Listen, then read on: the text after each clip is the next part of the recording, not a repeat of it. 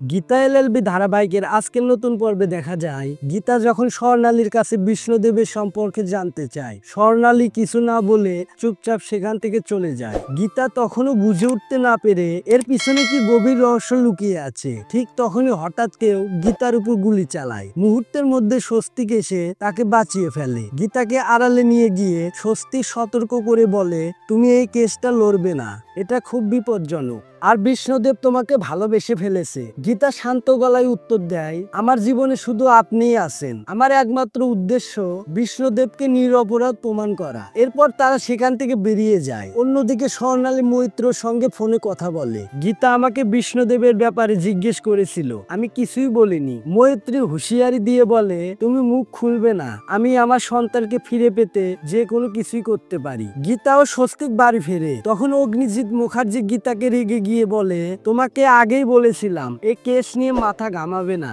Rest নাও। গীতা ধীর কণ্ঠে জানায়, আমি বিষ্ণুদেবকে বেল পাইয়ে দেব, উনি নিরপরাধ। ঠিক তখনই মৈত্রী এসে বিষ্ণুদেবকে নিয়ে খারাপ মন্তব্য করলে গীতা আর সহ্য করতে না পেরে তাকে পাল্টা কথা শোনায়। অগ্নিজিৎ মুখার্জিকে জানায়, আজ আমার উপর বন্দুক নিয়ে হামলা হয়েছিল।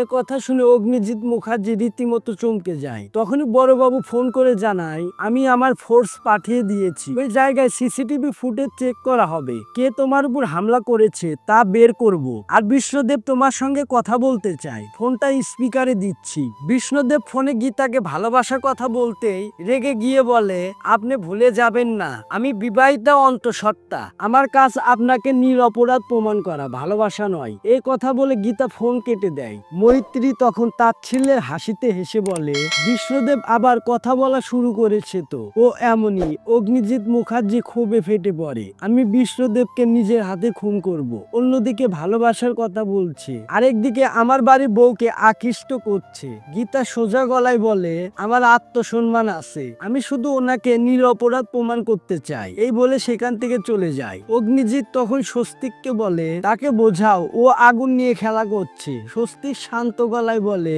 ও কেসের জন্য লড়ছে, ও আইন আদালত ভালোবাসে, কিন্তু তার থেকেও বেশি ভালোবাসে আমাকে, আমিও ওকে ভালোবাসি। এই দৃশ্যের মাঝে মৈত্রী আবার হস্তক্ষেপ করে বলে, বিষ্ণুদেব যদি বেল পেয়ে যায় তাহলে ও একদিন তোমাকেও মেরে ফেলবে। এই বলে মৈত্রী সেখান থেকে চলে যায়। কিন্তু বাতাসে ছড়িয়ে পড়ে রহস্য, প্রতিশোধ, ভালোবাসা আর আত্মত্যাগের গন্ধ। তাহলে বন্ধুরা কি হতে চলেছে আগামী পর্বে দেখতে হলে আমাদের চ্যানেলটি সাবস্ক্রাইব করে পাশেই থাকবেন।